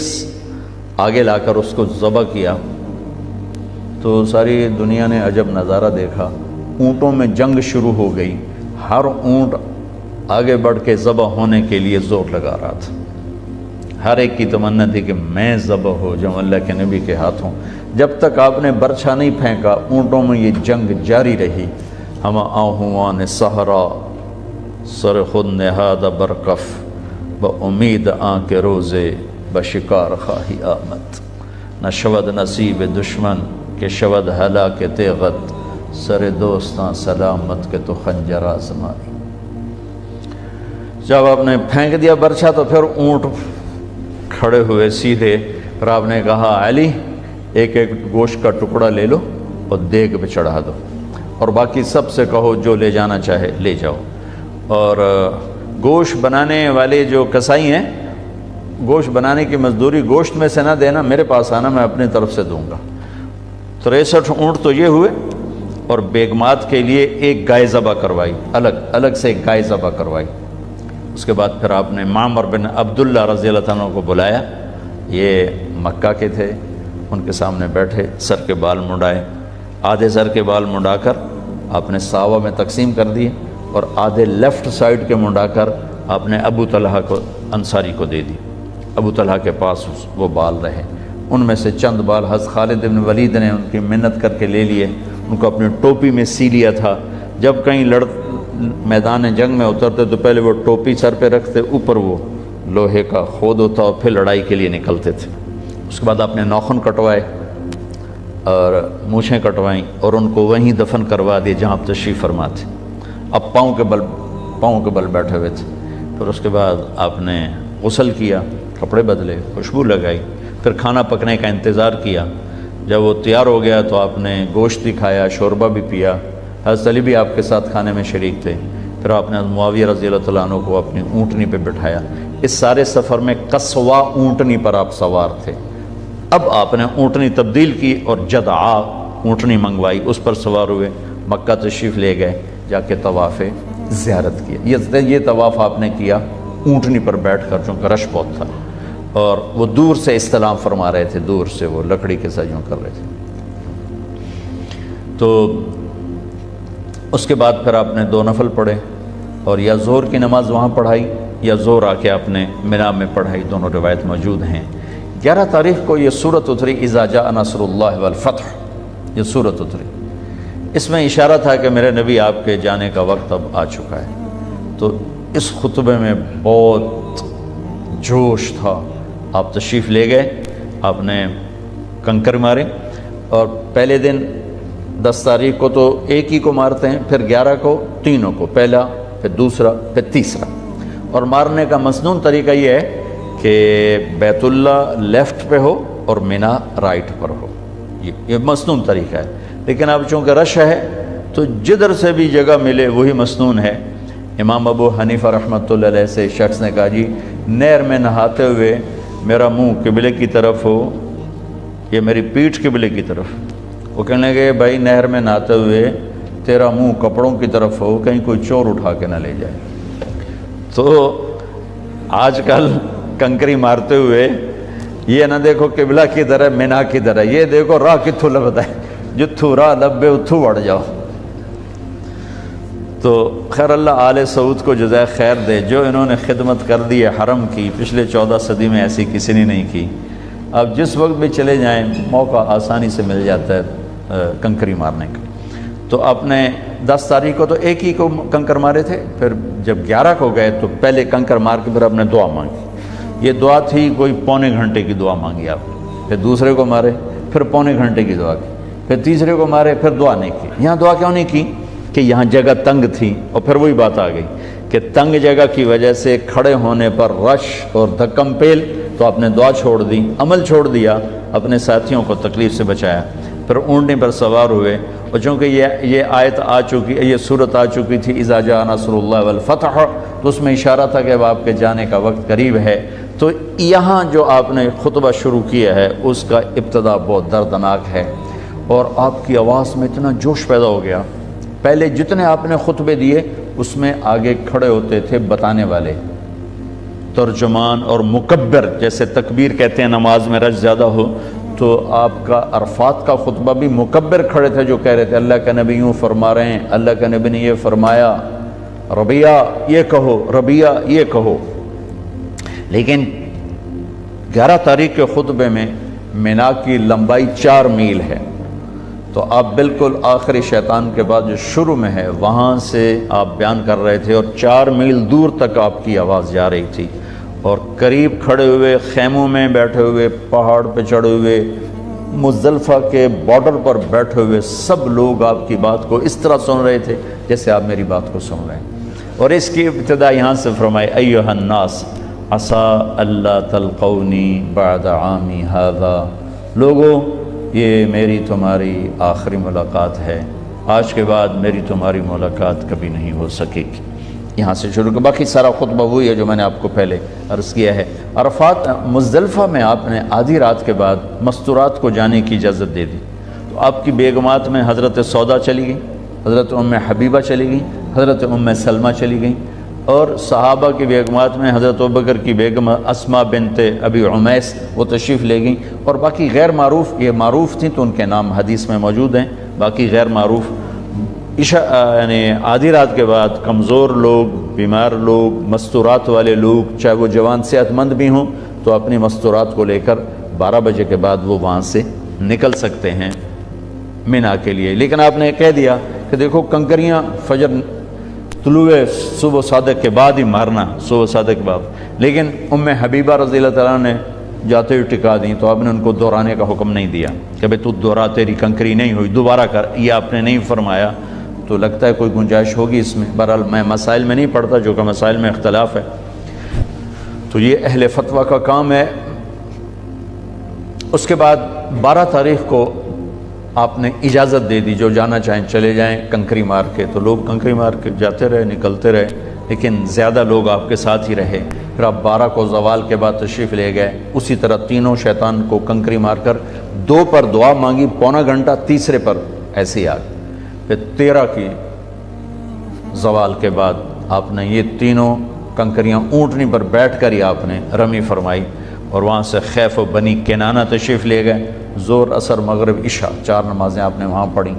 وہاں حضرت عائشہ نے کہا کہ میرا عمرہ رہ گیا تھا، میں نے عمرہ کرنا ہے، تو آپ نے فرمایا تیرا حج ہو گیا؟ کہ نہیں، میری باقی ساری سوکنوں نے کیا ہے، میرا رہتا ہے، میں نے کرنا ہے۔ تو ایک مقابلہ تو ہوتا ہی ہے۔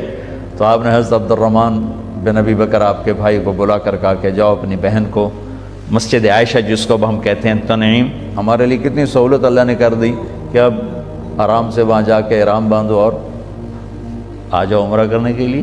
حضرت عائشہ کی برکت سے ہمیں یہ دولت مل گئی ہمیشہ کے لیے۔ تو ان کو بھیجا عمرہ کرا کے، جب آ جاؤ پھر مجھے بتانا۔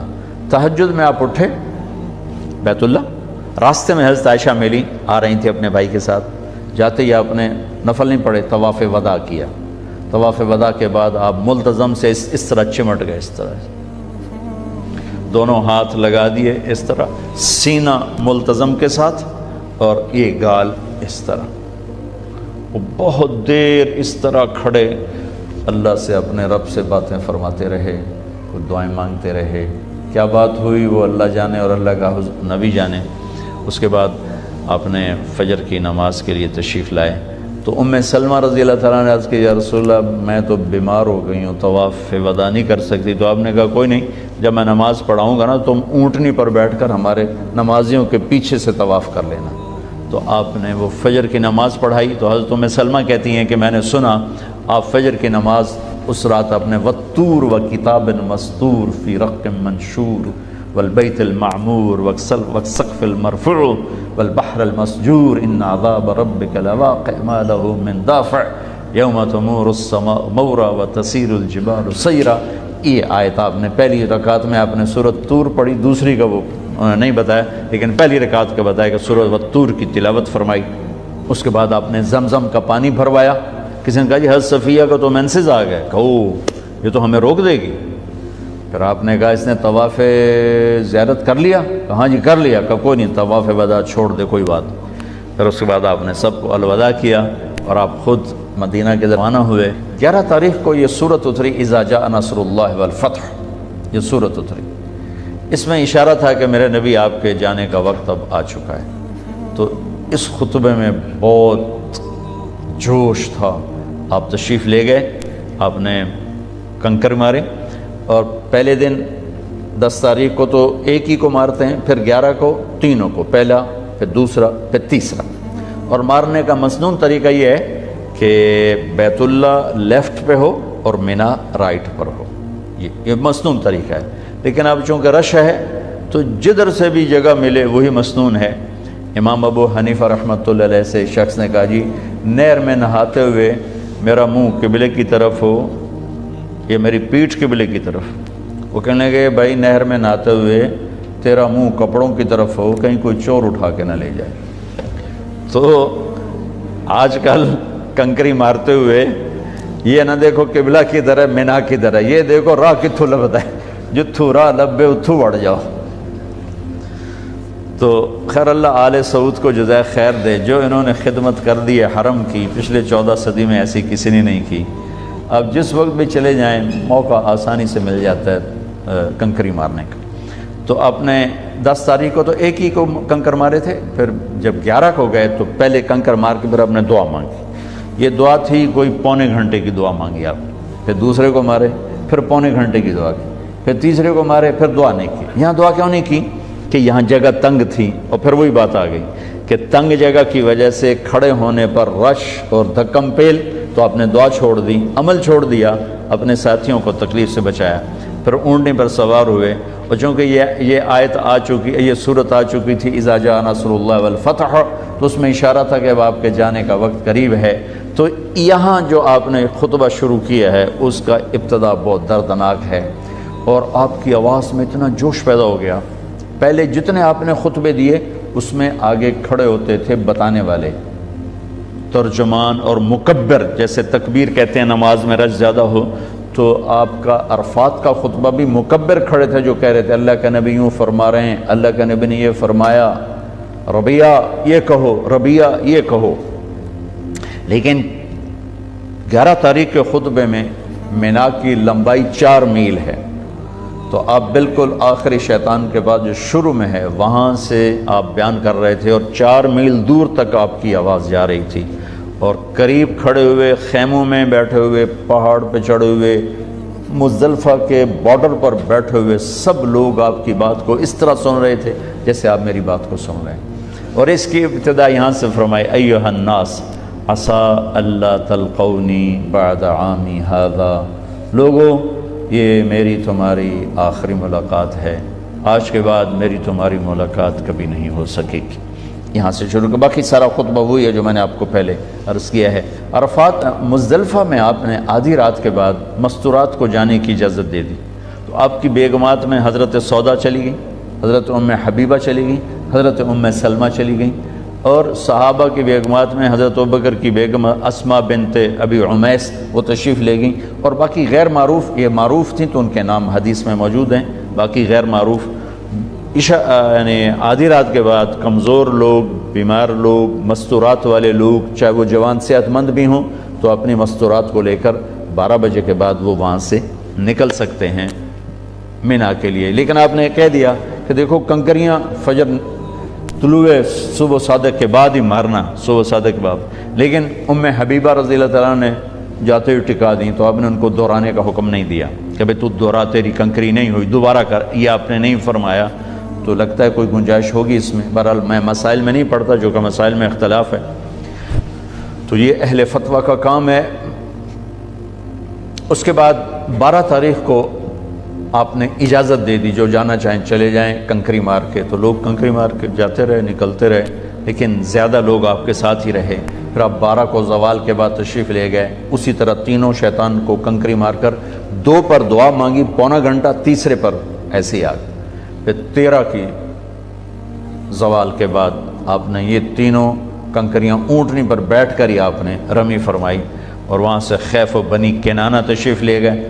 زور، عصر، مغرب، عشاء 4 نمازیں آپ نے وہاں پڑھی۔ وہاں حضرت عائشہ نے کہا کہ میرا عمرہ رہ گیا تھا، میں نے عمرہ کرنا ہے، تو آپ نے فرمایا تیرا حج ہو گیا؟ کہ نہیں، میری باقی ساری سوکنوں نے کیا ہے، میرا رہتا ہے، میں نے کرنا ہے۔ تو ایک مقابلہ تو ہوتا ہی ہے۔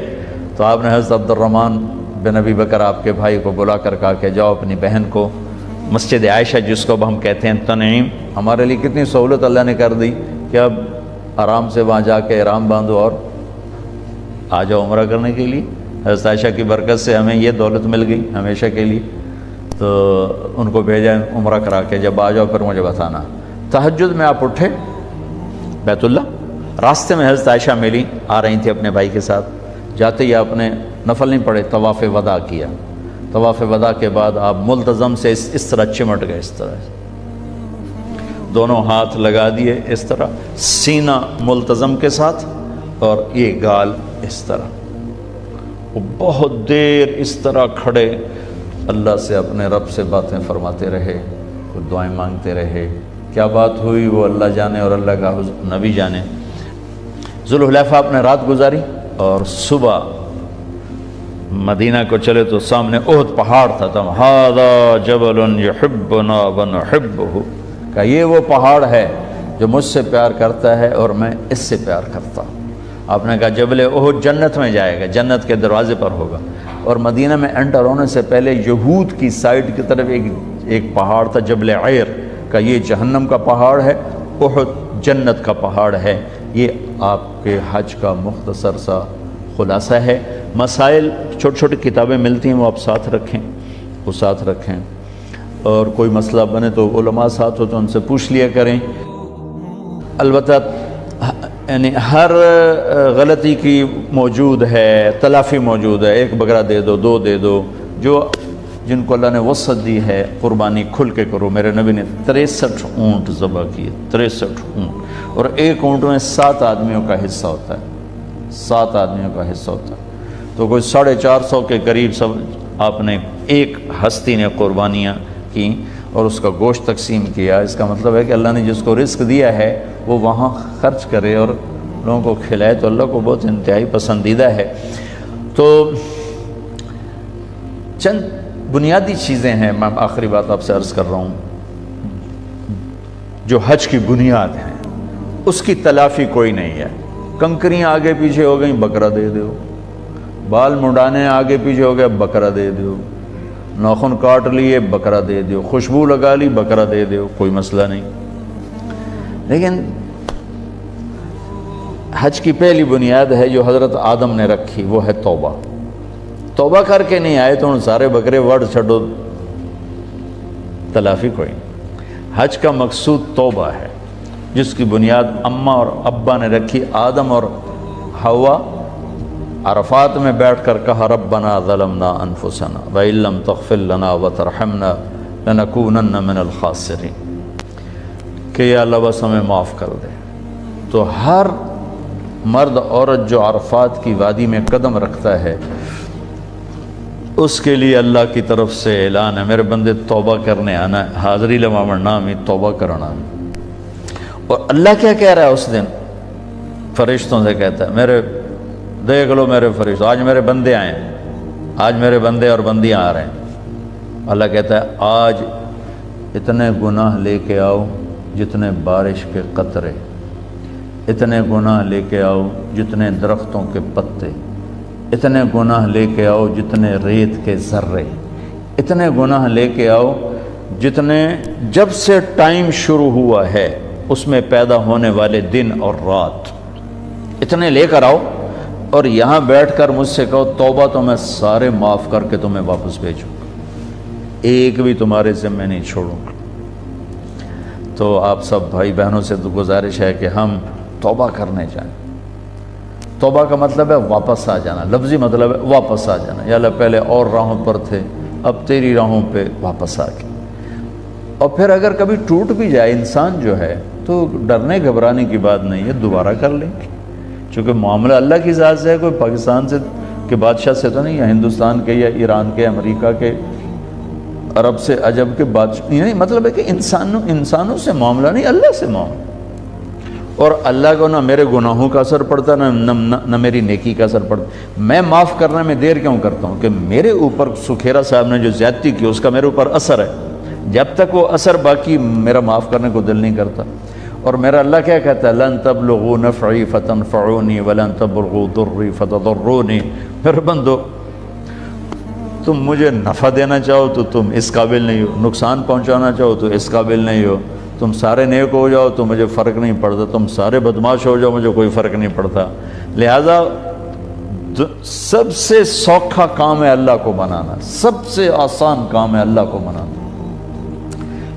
کائنات میں سب سے آسان ترین اللہ کو منانا ہے، سارے رشتے منانے اوکھے ہیں، اللہ کو منانا 1 سیکنڈ کی بات ہے۔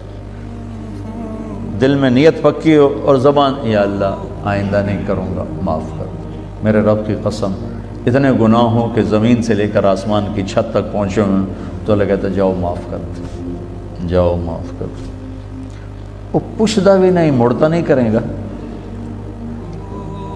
ہم تو پکا کرتے ہیں ہمیں آئندہ تو نہیں کرو گے، وہ پوچھتا بھی نہیں، ہاں بھائی ہن کی صلاح ہے، اگاں کی صلاح ہے، کرنا کہ نہیں کرنا ہے، جی نہیں کرنے، اچھا جہاں تاں معاف کیتا، یا اللہ معافی مل سکتی کا، یہ کیوں کہتے ہو مل سکتی، جاؤ میں نے کر دیا، کر دیا۔ اور دروازے پہ جا کے ٹوٹ گئی توبہ، یہاں سے وہاں 15 فٹ کے فاصلے پر، تو اب کیا ہوگا، کہ پھر کر لینا میں پھر معاف کر دوں، گھر جاتے جاتے پھر ٹوٹ گئی، پھر کیا کروں گا، پھر کرنا میں پھر معاف کر دوں، اگر میں روز توڑوں تو پھر کیا کروں گا، پھر کرنا میں پھر معاف کر دوں گا۔ میرے نبی نے کہا دن میں 70 دفعہ توبہ ٹوٹے اور تم 70 دفعہ کرو تو اللہ 70 دفعہ تمہیں معاف کرے گا، اور 1 دفعہ بھی برا نہیں منائے گا، کرو صحیح، یہ شیطان چکر دے گا کہ ایسی توبہ دا کی فائدہ، اتھے کرو اتھے توڑ دیو، بڑا فائدہ ہے۔ کیا پتہ درمیانی وقفے میں ہی اللہ بلا لے اور پاک صاف پہنچ جاؤ۔ میں گیا نواب شاہ، چلا تھا میرا، تو وہاں ایک گھر میں ہم نے وہاں کے وڈیرے اکٹھے کیے۔ انہوں نے بتایا یہ ایک وڈیرا آیا ہوا ہے بڑا ظالم اور بہت جابر اور پتہ نہیں کیا کیا، تو بڑی بڑی مونچھیں، بیان میں وہ بیٹھا رو رہا تھا۔ میں نے توبہ کروائی، میں بیان میں کروا تو اس نے زور سے کہا یا اللہ میری توبہ، یا اللہ میری توبہ، یا اللہ میری توبہ۔ ڈیرے میں جا کر کہا سائیں اساں توبہ کر لئیے، اور شام کو مر گیا۔ ساری زندگی گزری کس کام میں، اور موت آئی توبہ کر کے، سب معاف۔ توبہ بڑا زبردست اللہ نے دروازہ رکھا ہے، نہ عدد کی قید ہے نہ عمر کی قید ہے۔ ہاں بھائی 60 سال عمر ہو گئی اب توبہ قبول نہیں، ہاں بھائی 1000 دفعہ ٹوٹ گئی اب قبول نہیں، کہتا 1 کروڑ دفعہ توڑ پر کر صحیح معاف، 100 سال کی عمر میں کر صحیح معاف، نہ نظر آئے نہ دکھائی دے، نہ ٹورا جائے نہ اٹھا جائے، لوگ کہیں ہن تیری توبہ دا کی فائدہ، انا ہو گیا ٹوریا جاندہ نے ہن پہ کرے نہ توبہ۔ میرا لگا آ جا، ان کی نہ سنائی تو سب دیوانے مجھے جانتے نہیں، آ جانا تیری اس حال میں بھی معاف کروں گا۔ نہ کہیں جہاں میں اما ملی، جو اما ملی تو کہاں ملی، میرے جرم خانہ خراب کو تیرے عفو بندہ نواز۔ بھائیو بہنوں توبہ ضرور کر، اللہ بڑا کریم، بڑا کریم، اس کے معاف کرنے کی کوئی حد نہیں ہے، کوئی حد نہیں ہے۔ ہمارے گناہوں کی کوئی حیثیت نہیں ہے۔ ہاں باغی نہ بنے، گناہگار اور چیز ہے، مجرم اور ہے، باغی اور ہے۔ باغی ہے کیوں ہے جو شراب پیتا کیوں ہے، زنا کیتا تھا کیوں کہ سارے کر دے پر میں کیتا تھا کیوں ہے، یہ باغی ہے۔ باغی کا قانون اور ہے اور ملزم کا قانون اور ہے۔ جی غلطی ہوگی کر بیٹھے ہیں، جی ہو گئی، یہ اور ہے۔ میں کیتا کی ہو گیا، یہ اور ہے۔ اللہ کا یہ قانون بھی نہیں کہ شمر اور حسین کو ایک کرسی پہ بٹھا دے۔ کربلا میں سر کٹانے والے اور ایمان کے سودے کرنے والے اگر ایک ہی جگہ پر بیٹھ جائیں تو پھر تو ساری شریعت کو آگ لگا دو۔ تو ایک میرے رب کا نظام بھی تو ہے، اگر رات کو ناچنے والی اور رات کو رونے والی کو اس نے ایک کر دینا ہے تو اتنی بڑی شریعت کیوں اتاری؟ حسین اور ابن زیاد کو ایک ہی تخت پہ بٹھانا ہے تو اتنا بڑی کربلائیں کیوں قائم کی؟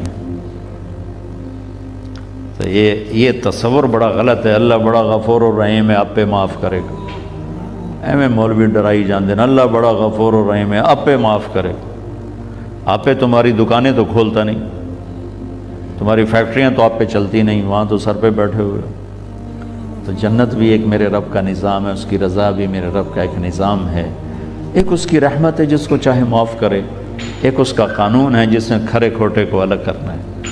تو ایک عرفات کا سب سے، دیکھو میرے نبی نے کوئی نفل نہیں پڑھے، کوئی تلاوت نہیں کی، بس دعائیں مانگتے رہے، 2 نمازیں اکٹھی پڑھ کے 2 رکعت۔ تو عرفات کے سب سے بڑے عمل کوئی مصنون چیز نہیں، اتنے باری اے پڑھو، اتنے باری اے پڑھو، اتنے 100 باری اے پڑھو، تمہارے ندامت کے آنسو ہیں اور تمہاری ٹھنڈی آہیں ہیں، یہی عرفات کا عمل ہے کہ یا اللہ بس جاندی کر، معاف کر، آ گئے ہیں، مہربانی کر، بس کر، معافی دے دے۔ یہ عرفات کا عمل ہے۔ منا کا عمل ہے جو ابراہیم علیہ السلام اور اسماعیل علیہ السلام نے بنیاد رکھی، وہ ہے جذبات کی قربانی، اللہ پر جان مال قربان کر دینا، مال کے غلام نہ بننا، جان کے غلام نہ بننا، اللہ کے غلام بننا۔ جان مانگی جان دے دی، اولاد مانگی اولاد دے دی۔ 2 دفعہ فرشتے روئے ہیں، آسمان کے فرشتے 2 دفعہ روئے ہیں، ایک حدیث میں نے پڑھا۔ ایک دفعہ جب ہمارے نبی کو پتھر پڑے طائف میں، یہ واقعہ پہلے بتا دیتا ہوں، دوسرا بعد، پہلا واقعہ بعد میں بتاتا ہوں۔ جب ہمارے نبی کو پتھر پڑے، ابھی میں عمر پہلی دفعہ مجھے وہ ویزا ملا تو میں طائف گیا اور وہ جگہ دیکھی جہاں ہمارے نبی کو پتھر پڑے، پھر آپ بے ہوش ہو کے گرے، پھر آپ کو اٹھا کے ایک جگہ آپ کے غلام زید نے ڈالا، وہ سارا میں نے جگہ جا کے آنکھوں دیکھا حال جیسے کہتے ہیں اوپر ایک چھت پہ چڑھ گیا ایک جگہ، اور میں ساری وادی دیکھتا رہا جہاں آپ کو پتھر پڑے تھے۔ تو آپ کے بے ہوش ہونے پر آسمان کے فرشتے روئے تھے، اور پہلی دفعہ روئے تھے جب مینا کی وادی میں 6-7 سال 8 سال کا بچہ اسماعیل اور سامنے 94 سال کا بوڑھا باپ ابراہیم، چھری دبائی ہوئی ہے، چھپائی ہوئی ہے، اور بیٹا باپ کو دیکھ کے خوش ہو رہا ہے۔ پہلی دفعہ اپنے ہوش میں باپ کو دیکھ رہے ہیں۔ پہلے ایک دفعہ آئے ہیں ابراہیم، تو اس وقت آپ بالکل چھوٹے تھے، تو آج پہلی دفعہ ہوش میں باپ کو دیکھ رہے ہیں۔ وہ پتہ نہیں کیا کیا جذبات سے دیکھ رہے ہیں، اور اوپر سے ابا کی طرف سے ایک دم فرمان آتا ہے، بیٹا تیرے ذبح کا حکم ہو چکا ہے، کیا کہتے ہو؟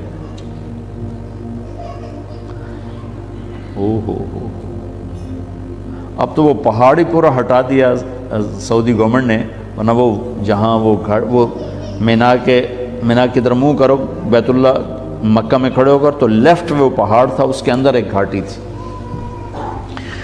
تو میں قربان جاؤں، حضرت حاجرہ نے بچے کو اس طرح تیار کر دیا تھا کہ یا ابا تفعل، ابا جی جلدی کرو، دیر کیوں کرتے ہو،